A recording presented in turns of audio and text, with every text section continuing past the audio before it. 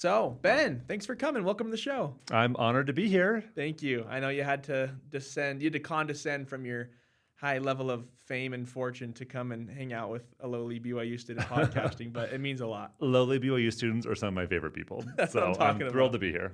So let's start with where you came from, where you were born, and what sort of things happened in your life to have you end up being here with us in Utah right now. Okay, that's a long story, but I'll tell it briefly. So I'm from the Seattle area, and my parents are converts to the Church of Jesus Christ of Latter-day Saints. So I don't have any ties to Utah, but I had an aunt and uncle and some cousins who lived in Utah, and so we'd come visit them every few summers. So I spent a few summers here in Utah when I was a kid. And then when I was in high school, I thought, I really want to go to Brigham Young University. That seems awesome. Why was that so big to you? Because I was super churchy. I still am super churchy. Okay. And there weren't many Latter-day Saints where I'm from. There were maybe like 40 in my high school, which is a good number. We were definitely in the minority, and I thought I would love to be around a bunch of Latter-day Saints. Like I think that just like sounds so fun. It was like coming to Oz, you know. That's what BYU felt like. And so I applied to BYU when I was 18 and got in, and that's how I ended up at BYU or in Utah for the first time. Coming to BYU, and then I went to BYU for 4 years, graduated, and I went home to Washington, where I'm from, and spent a year there teaching high school Spanish. And then I wanted to get a master's degree. So I came back to BYU and back to Provo for 2 more years to get a master's degree. And then I moved back to Washington for a year and taught middle school Spanish. And then I went to Arizona and I got a PhD there. And after that, I moved back to Utah to get another degree at BYU in social work. Whoa, so after your PhD, you got another degree. Yep, which is very unusual and very uncommon and frankly kind of embarrassing. So I was going to be a Spanish professor at a college, and then I decided to move into mental health. So I came back to BYU and got a master's in social work, and then I just stayed. I worked at BYU in the administration for 4 years, and now I've moved just across town to Utah Valley University, and I'm a professor of social work there. So now this is my home. And growing up in Washington, we always thought Utah was so lame. Like Really? People would make fun of it. It just seemed like so lame. Like who would want to live in Utah? And now it's my home. So I just never would have expected I would end up here long term. Okay, so why do you stay? I stay. So a lot of the work I do is centered on the LGBTQ Latter-day Saint community and working there. And so this is just where things are happening. So that's what brought me back here because I thought, when I decided to move into mental health, I wanted to work with LGBTQ Latter-day Saints and their families. And if you're going to do that, there's no better place to be than Utah. And that's why I came to BYU to get training, mental health training, which was fantastic. So part of my impetus to stay here was, I want to make my community a better place. I want to make it a safer place. And one of the reasons I stayed at BYU after I graduated and worked in the administration was, the people here, the students here at BYU, they're going to be running the church in 5, 10, 15, 20 years. And I thought if I can make a positive impact at BYU, I'm affecting my whole faith community. And so I thought that this would be the place where I could do the most good. And now it's just this is just my home. This is where my friends are. This is where my job is. I have a Utah driver's license and license plates, which when I got those are hard to come by. I hear that the driving criteria is super high bar in Utah. So high. And so that's how I ended up here. It just felt like the place where I could have the most impact, and that continues to be the case. I love that, the impact. Okay.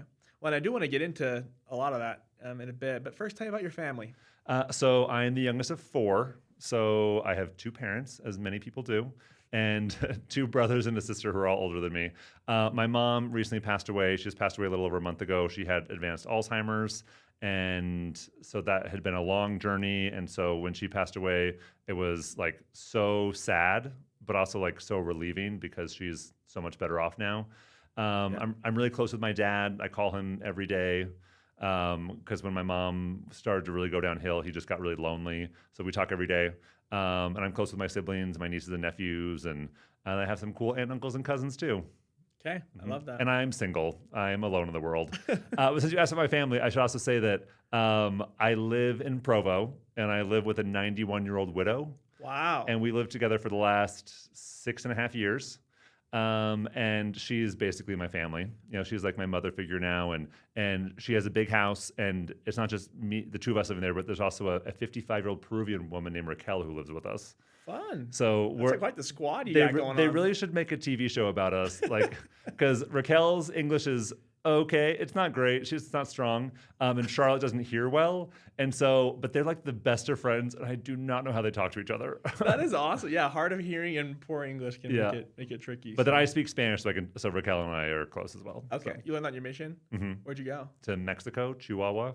Okay, dope. You've been back since then? I've been back. I went back 5 times. Wow. So I served half my mission in Juarez, which is right on the border with El Paso, and it got to be really dangerous after my mission, like super dangerous. Okay. So I stopped going back after a while. It's pretty safe now, I hear, but I haven't been back since 2009. So it's been a while. That's way cool. That dynamic of the house you live in, that sounds so fun. How much older are they than you? I'm 41. So okay. Charlotte is 50 years and 11 days older than me. So that's actually crazy. Okay, so based on all the great people it sounds like you have in your life, who would you say has inspired you the most and why? Yeah, I found a lot of people to be inspiring, and I'm going to say my mom, because she recently died. I know it's a bit cliche, but my mom was like just nice to everybody. Like she was actually nice to everyone, and that's something that I want to be. I just want to be really, really kind, like my mom. Okay, that's great. Why don't you tell us some fun facts about you? Some fun facts or lesser known facts. Okay, so my last name is Schilaty, which is difficult to pronounce. Ben Schilaty. And it's anglicized Arabic. So in Arabic, it's pronounced like Schilaty or something like that. So my great-grandparents were from a place called, I think it was called Mount Zaleh in Lebanon. And it's the largest Christian community in the Middle East.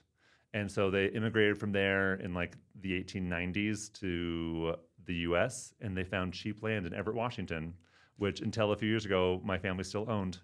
Wow. And so I'm a quarter Lebanese, which is surprising because I'm the whitest white person around. I was going to say Lebanese. Is that African or Middle East? Middle East. Okay. Yeah, it's just north of Israel. Okay, right on. Yeah, so I'm a quarter Lebanese. I love Cinnabons. They're my stated. they're my stated favorite food. I really love Cinnabons. And most people when they hear this about me are very surprised. I am not an organized person. You're unorganized. I am very unorganized. Interesting. Like when it comes to like putting things away in my house, like I just cannot figure out where things go. And so I have too many good friends, and they're like, "Oh, I love organizing." And they'll like come and organize my room for me. They'll like try and put things back exactly where they told me that they go, and then after a month, it's fallen apart, and they have to like come and reorganize it. And another thing that people might not find surprising is I'm just like naturally curious about people. Like I love people. I love getting to know them. And so aside from being a professor at Utah Valley University, I also work part-time as a therapist. And curiosity is a great skill to have as a therapist, or like a great attribute. So I just like really want to know about people and like learn what makes them tick because every person is interesting. Yeah, no, I'm kind of the same way. That's why I started this thing. I just think it's cool to get to know people. Mm-hmm. Tell me about a little bit more about Utah. What is your favorite thing and your least favorite thing about the great state of Utah? Okay, picking a favorite and a least favorite is hard. The least favorite is easy. I do not like winter.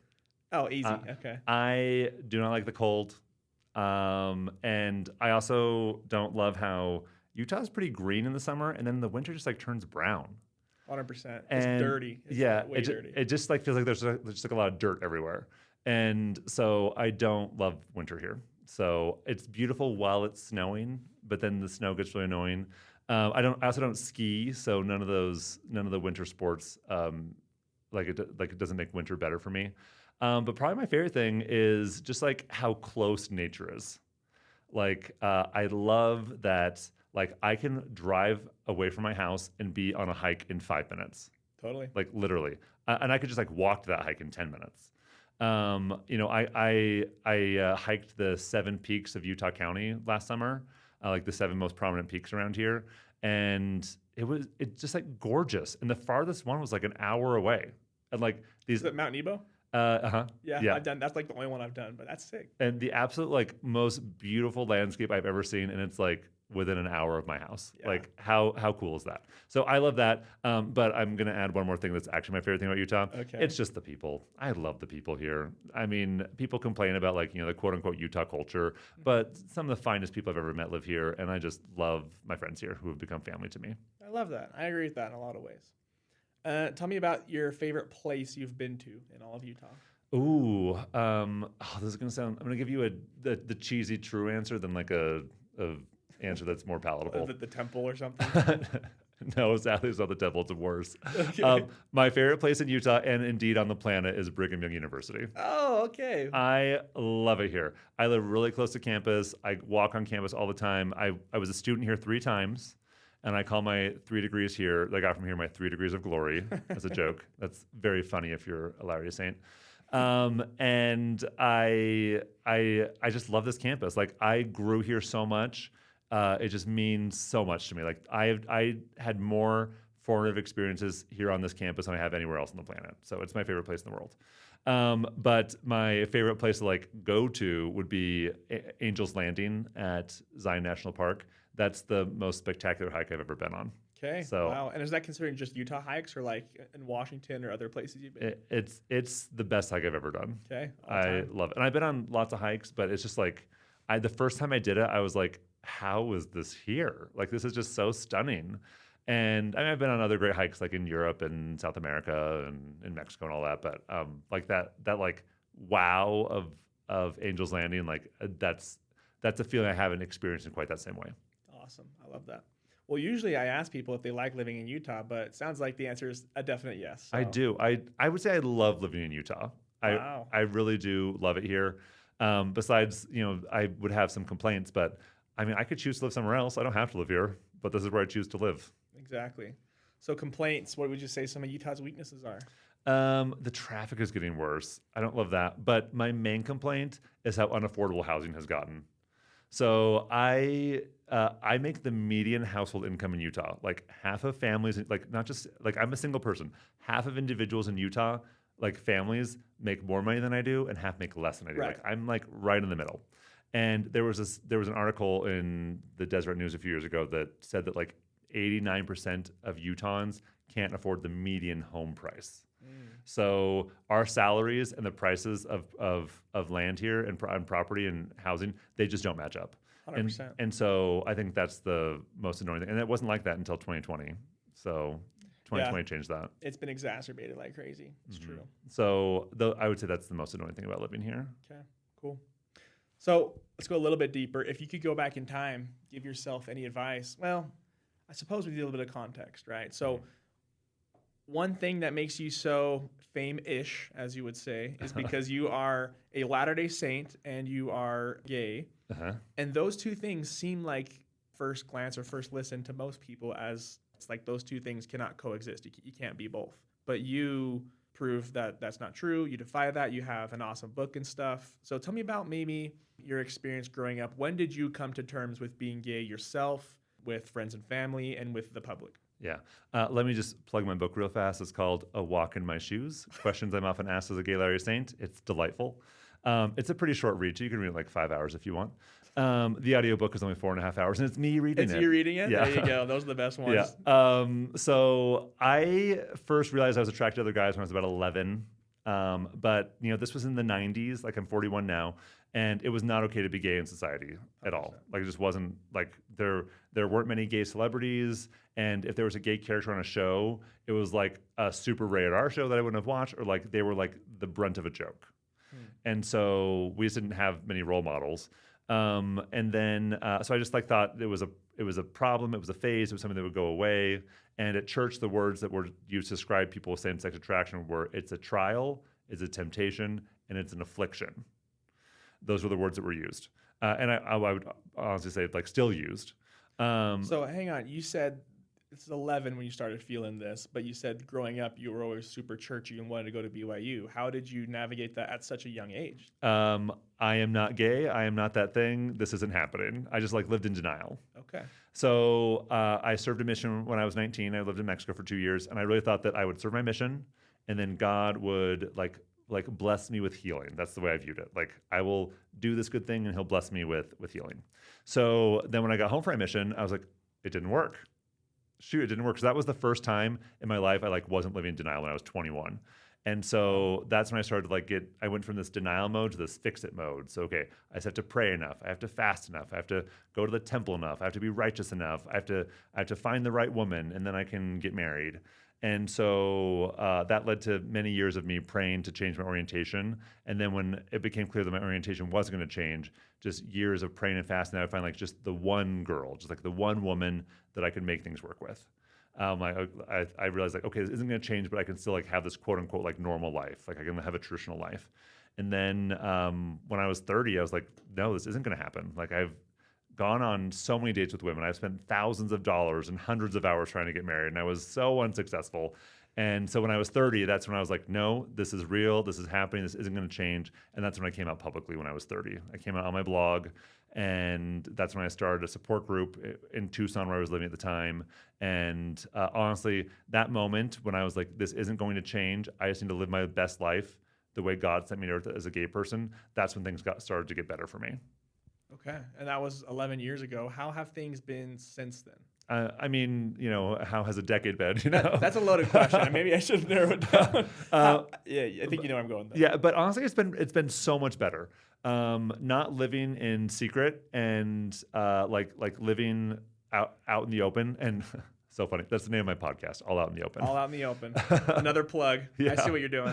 But also like learning that like there are these two things that I thought just like couldn't work together, but finding out that they can and figuring out how they do for me. And I try really hard to like live a value-driven life. So like, what are my values and how can my values guide my choices? And before I thought I have to change. And then when I got to a really angry place, I was like, well, now the church has to change. And then I got to a place of, okay, well, if this institution is going to change, I want to be part of it. And if I'm not going to change and I want to be a part of it, how can I make those two things fit together? And it's led to a lot of really good like personal inspiration. It's led to great community building, and it's just been really wonderful. So I would say the last 11 years since I came out publicly have been the best of my life, for sure. Okay, awesome. I want to hear more about the evolution of being a gay member of the church. Like, what were things like when, you know, you were 11, church's attitude, members of the church, their attitudes and your interactions with them up until this point where you're at now? Yeah, you know, I don't remember a lot being said about like homosexuality when I was a kid. It might have been talked about, but it just didn't stick with me. I remember people saying that like, and being taught explicitly that like marriage is only between a man and a woman. You know, the family proclamation was that says that marriage is only between a man and a woman. That's not the word it says. It says marriage between a man and a woman is ordained of God. Mm-hmm. And is essential to his plan and purposes. This is something like that. I memorized it a while ago, but the words have left me. Okay. But that came out when I was 11 in 1995, and so it was all the rage when I was a teen, and still I would say is all the rage. But it just didn't like click that was like that wasn't something I couldn't make happen. Like I couldn't make a traditional marriage happen. I remember President Hinckley, who was the prophet and president of the church at the time, like in the late 90s, maybe it was about 2000. He was on Larry King. And in the interview, he was asked about LGBTQ people and like what made them gay, and he said something like this. He said we don't know what causes it, but we know they have a problem. He said something like that, like they have like it's a problem, they have a problem. Those might not be the exact words, but something like that. Okay. And I'm thinking, yeah, being gay is a problem. Like it didn't feel like an attack on me. It was like, yeah, being gay is a deviation. It's a problem. It's an aberration. And I think that was just kind of the traditional mindset back then. And when I got back from my mission, when I was an undergrad at BYU, I didn't know any openly gay people, like none at all. I thought I was the only gay person. And this was like in the mid 2000s. Then when I came back to BYU, when I was in my 30s, when I was 33, back in 2017, there were dozens of openly gay students. And now I would say there are probably hundreds. And there's this thing that we used to just like hide that no one used to talk about, and now it's being talked about so much more openly, to the point that I think some people are annoyed that it's talked about so much. But it's this thing that used to be swept under the rug that's now been brought out in the open. Very cool. Okay, So in part of that story, I was thinking, how do you remain in the faith after hearing quotes like that from the president of the church that you are subscribing to? Well, I could read you way more worse ones. I'm sure. That's what I'm saying. I'm sure. So some pretty horrific things have happened, to be fair, and some things that have been honestly quite discouraging and really disheartening.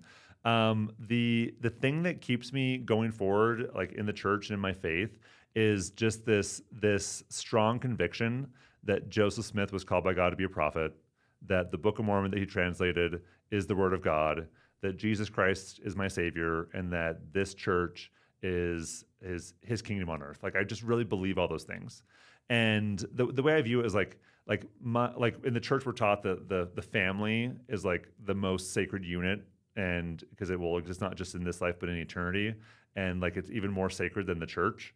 And so like my parents are wonderful people. They are led by God. I feel like my family is divine, and yet they made mistakes.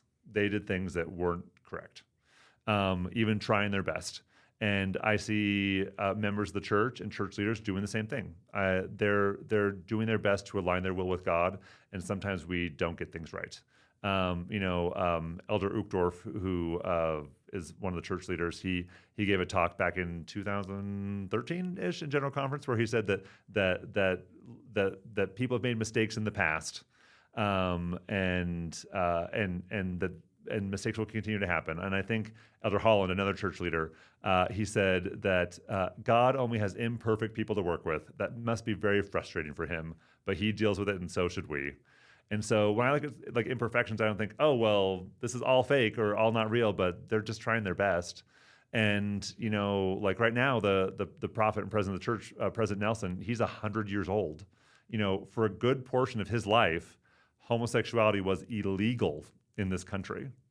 And so if for all of your formative years and your early adulthood, if homosexuality was illegal, imagine the changes happen in the world in his lifetime.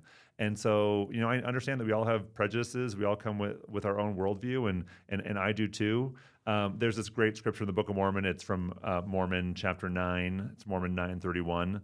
It's towards the end, and Moroni is writing. He's like writing to us like in our day. He's like writing like 1,500 years ago. He's like, hey guys, you're going to read this someday, so let me tell you some things. And he says, condemn me not because of mine imperfections, neither my fathers because of their imperfections, but rather give thanks unto God that he's made manifest unto our imperfections, that ye may learn to be more wise than we have been. And he's like, look at all the imperfections of these prophets, and instead of condemning us, just be better than we were. And so when I look at that quote from President Hinckley, I don't think, what a jerk. I don't think that. I think, let's be better than that. Like, let's not say that this thing that is part of me is a problem, because it's not. It's an integral part to who I am. What a fantastic attitude, man. I love that. Are there any expectations from the LGBTQ community that you feel you're not meeting by being a member of the church? Oh, 100%. Yeah, I think to a lot of people in the LGBTQ community, it's quite confusing that I would be part of a church that doesn't allow gay marriage. The hard part for me has been former members of my church who are LGBTQ. There's a lot of hurt and a lot of pain that comes with being raised in a very conservative religion, being an LGBTQ person, and then feeling the need to leave. And I have so many friends who are no longer part of the church, and they say that they are healthier and happier out of the church, and I believe them. But to them, it can be very painful for me to be active in the church because there's this thing that hurt them or damaged them, or they felt like they didn't have a place there. And I'm saying, I love it here, and there is a place for me. And so it's like our narratives conflict, and that can be hard.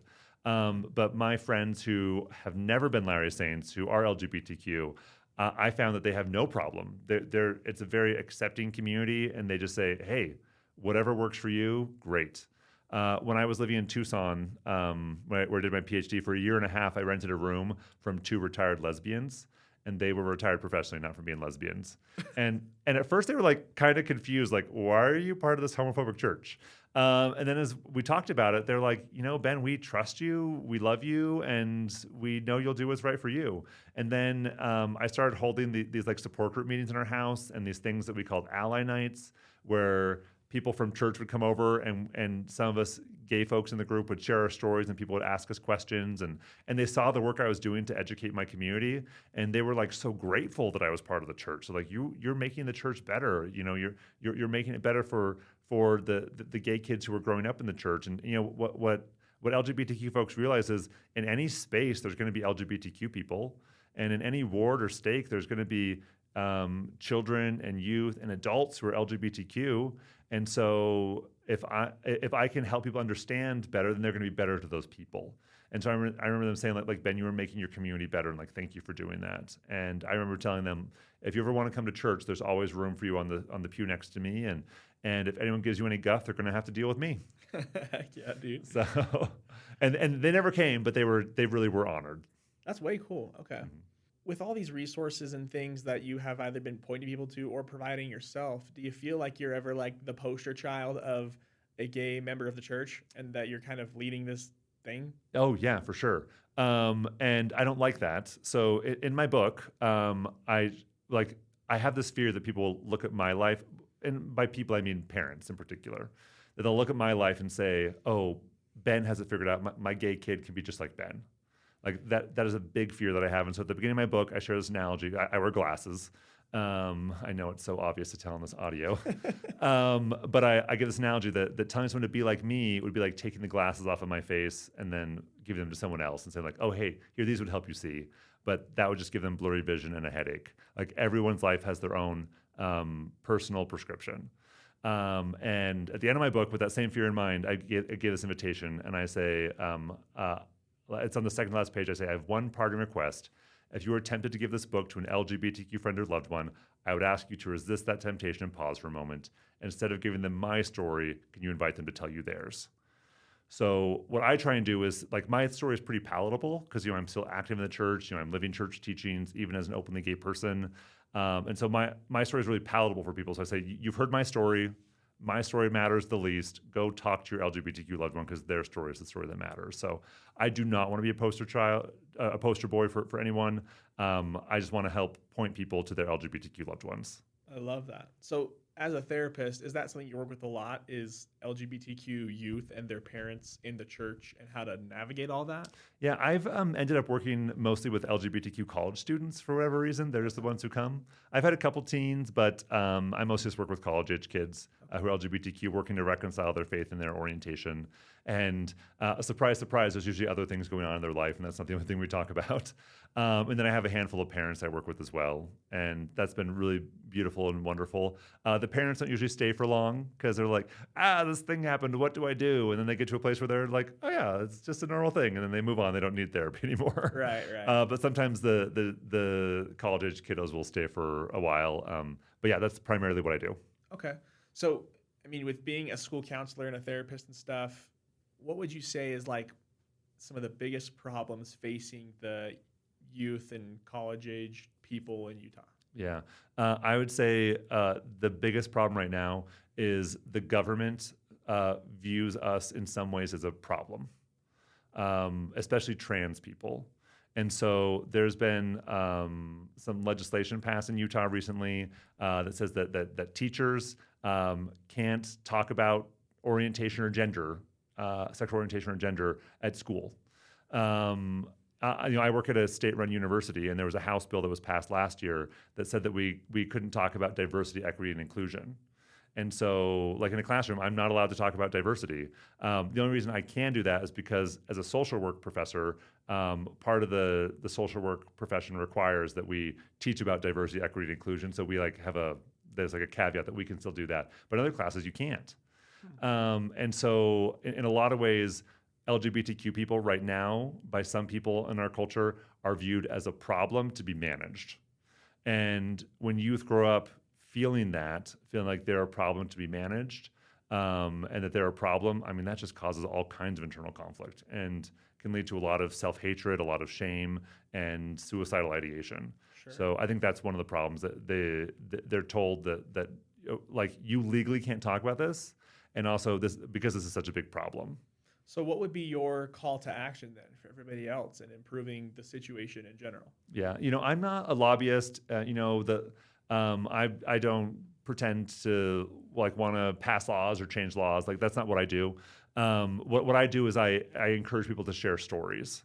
So I hope that every person would feel comfortable sharing their story with their family, with their community, with their neighbors, with their friends, because the more we get to know people's stories, the more that we'll understand them and know how to serve them. So Brene Brown, who is the most famous social worker, she says that people are hard to hate close up, move in. That's what she says.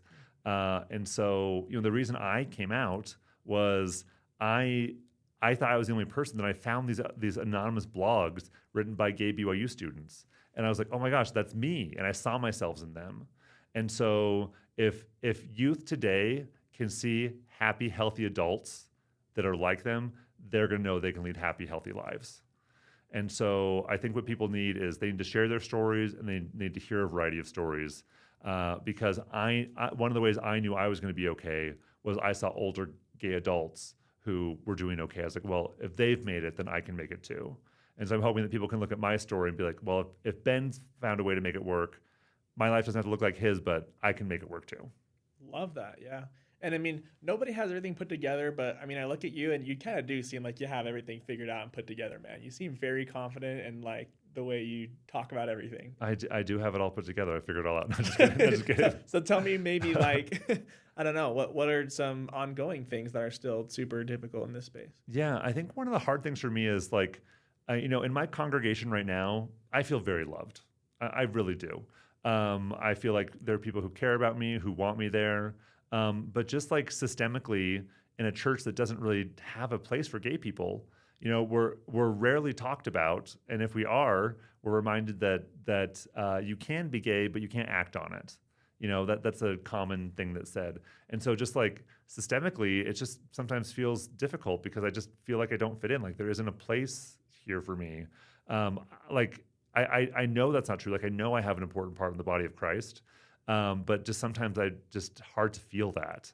And so sometimes that causes some sadness and discomfort. And sometimes I don't feel like going to church, and I do. But that can be hard. And then people who don't know, I feel like the people who know me are great. The people who don't know me often distrust me and think I'm a problem. I've been called some really terrible things by some people online, and people who think I shouldn't be like a fully participating member of the church, and that can be really painful. So, but I just have to go to my core. Like, what do I know? What do I believe? It doesn't matter what these other people say, because I know that I'm good, and I know that with God I'm good, and I know with the people who know me and love me I'm good. Right. Wow. And that's tough because I can think that in a vacuum. Like it doesn't matter what people think about me as long as I'm doing this, but I'm not in a position where I'm receiving so many negative things all the time. Like I just hang out with people that like me all the time, right? And you're putting yourself out there like crazy, and you're getting all kinds of things. So how do you navigate? I don't know, protect your own mental health and protect your own faith when people of your own faith are attacking you, or just strangers? Yeah, that's a good question. The first thing I would say is I just naturally have good mental health. I've been very sad before. I don't think I've ever experienced clinical depression. I get nervous sometimes, but I don't experience anxiety. And as a mental health professional, I know what those things look like, and I don't experience those things. So I just naturally have good mental health. If I have a bad day, I go to bed and I wake up in the morning feeling good. My brain just resets at night, and it resets to a happy place. And that is not how most brains work. So I just naturally have good mental health. So for whatever reason, that's how it is, and that gives me a greater capacity to do things. It's a great strength. And the other thing that helps is I have the most supportive family. My family, they are rock stars. I could say I am done with this church. I think it's stupid, and they'd say we love you. Tell us more. We're here for you. Even though they're all very active in church, whatever I choose, they're going to be okay with. They're on my team. That's really helpful. But also, I live a very active, busy life, but I'm an extrovert. I love doing things. Right now, I was just at work all day, and then I raced over here, and this is so fun. I'm happy to do this because I have a lot of energy. But also, I do self-care things. Since I'm an extrovert, I spend a lot of time with people. I make a lot of phone calls. I talk to people that I care about. I make time for people. I also exercise regularly. I try to spend time outside as much as possible. all those things. And then one of the things that really helps is when I get down and discouraged, like the right message will come from someone who I don't know. They're like, Ben, this thing happened and you helped me in this way. Like, thank you for the work you do. I'm like, ugh, this stuff matters. I have to keep doing it. So I don't have to, but I get to keep doing it. And what a joy. So it sounds like a lot more positive things happening than the negative ones. For sure. Sounds like that's great. That's Yeah. great to hear. So now that we have a little bit of context and understand you and where you came from and where you're at and stuff, think back a little bit. What is some advice you've received before that's changed your life? This is some of the best advice I've ever been given. So, as I said before, I was doing this PhD in second language acquisition and teaching. I was going to be a Spanish professor, and I decided to go into social work. So I moved to Utah, and my dream had always been to like work at BYU as a Spanish professor. So I was starting this master's program in social work, and I was tired. Like I had just done a PhD, like I had just written a dissertation, and here I was in classes again, and I just didn't want to do it. And my dream job in the Spanish department at BYU opened up. And a few professors encouraged me to apply. Now, that doesn't mean I was going to get the job, but they encouraged me to apply. And I thought, I should just quit my program and do this job. So I was talking to one of my friends who was an administrator here at BYU, and I was talking to her about maybe quitting my social work program to just be a Spanish professor. And this is what she said. She said, Ben, there are 100 people who could do that Spanish job, and only one person who can do what you're going to do, but you have to be trained to do it. She said, don't quit your program. Wow. And that advice of there is something that only you can do, like really hit me. And so now I try and look at, okay, what are my unique skills? What are my unique talents? What can I do that maybe, like, how do those all work together in a way that I can serve my community in a way that other people can't? And that's been a real blessing to me. 2 years later, I graduated with my master's in social work, and I did not have a job. And I had applied for this job at a place I'd been an intern, and they really wanted to hire me. And in the initial interview, I like had a panic attack, not like a real panic attack, but like I started just like feeling nervous. I was like, get me out of here. Like, I don't want to do this. And I like walked out of that interview thinking, I don't want to do this job, even though it would have been a great job. And so I called this same friend who was the same administrator at BYU. And I was like, I don't know what to do. Like, I've graduated. I have 4 college degrees and no job. Like, I just need a job. This would be a good job. And she said, how often do these kinds of positions open up at this place? And I said, probably the same job, probably like once a month or once every other month. And she said, so you can afford to wait a little longer until the right job opens up. And I said, yeah. She said, well, don't take a job that you don't want if you don't have to. She said, just trust that the right thing will open up. And then like 6 weeks later, the job I later got at BYU opened up, and it was the perfect job for me for the next 4 years. That's awesome. So it sounds like it was great advice, but it took you a long time to see the fruits of it. So for sure. A lot of trust. That's awesome. So that's the best advice you've received. What if you could go back in time to your younger self and give yourself advice? What time period would you go to, and what would you say? Yeah. If I could give myself some advice, I think if I could talk to my teenage self, I would say watch TV less. Watch TV less? Why is that? Because I was such a bad student in high school, and But you got 4 degrees. That's crazy. I know. Like, I was just kind of lazy in high school, but I mean, I've got a good brain. So if I'd actually applied myself in high school, I could have got like a full ride scholarship, I think, or at least like a half scholarship, but I didn't. I paid for all of it. So I think I wish I just like applied myself a little more. I wish I could have said like, Ben, turn off the TV, read a book, do your homework, you'll be better off. The other thing I would have said was get glasses in 6th grade instead of 8th grade. No. I got glasses in my sophomore year of high school when I should have gotten them in 8th grade. Why is that? Was it socially bad time? I was just embarrassed, but I couldn't read the board for like 2 years. Which was so stupid. Like, the truth is, I'm really glad with how my life has turned out, and there's not a lot of big things I would change, to be honest. That is a good thing to add. That is good. Ben, what would you say to somebody who may be struggling to find their own meaning and purpose in life? Oh, gosh. I would say that's so normal. Like, it's normal to like wake up in the morning and wonder like, what is today about? Like, why am I here? Like, what is the meaning of this? I think that is so normal to wonder that. And I would say keep wondering, keep trying to figure it out. And there's a kind of like there's the hopelessness that can lead us to inaction. And there's like a discomfort that can lead us to action. So if someone's like, what's my purpose? What's the meaning in life? And that like leads them to despair, and then they just like stop and don't move. That's bad. But if they say like, what is my purpose in life? Like, why am I here? And they're like, okay, I want to figure that out. Like, let me talk to people. Let me read books. Let me try some adventures and see what works. Then I think that's okay. Like it's normal, but don't stop trying to figure it out. Love that. What would you say your biggest fear is? Being alone is my biggest fear. And I'm like one of the least alone people I know. But I would say probably being alone, just like not having connections because people matter so much to me. But I don't think that fear will ever come to pass. Okay. So That's thankfully, great. but that was the thing that scared me the most is that I would live my life alone. Well, yeah, and you seem very like charismatic, like you said, energetic, extrovert. Like it doesn't seem like making friends is a hard thing for you. Has it always been the case, or? Yes, it has always been the case. You'd be surprised though. Yeah. Even every time I move somewhere new, it takes me like a month before I like make friends. Interesting. Even though I try really hard, it always like just like takes like a month to like settle in. Okay, right on. And most of your friends are here in Utah, right? So you're well connected. Uh-huh. 'Cause Yeah. you've been here for a while. Yeah, yeah, yeah. And when I lived in Arizona for 5 years, I have like some of my very best friends live there. Okay, dope. Well, in closing, Ben, what impact do you hope to leave on other people before you die someday? Yeah. Wondering about like legacy is a weird thing. I hope, when I wrote my book, the book I wrote was for straight Latter-day Saints. Like I wrote the book I wish my parents had had, I wish my church leaders had had, just like, here's what it's like to be a gay Latter-day Saint.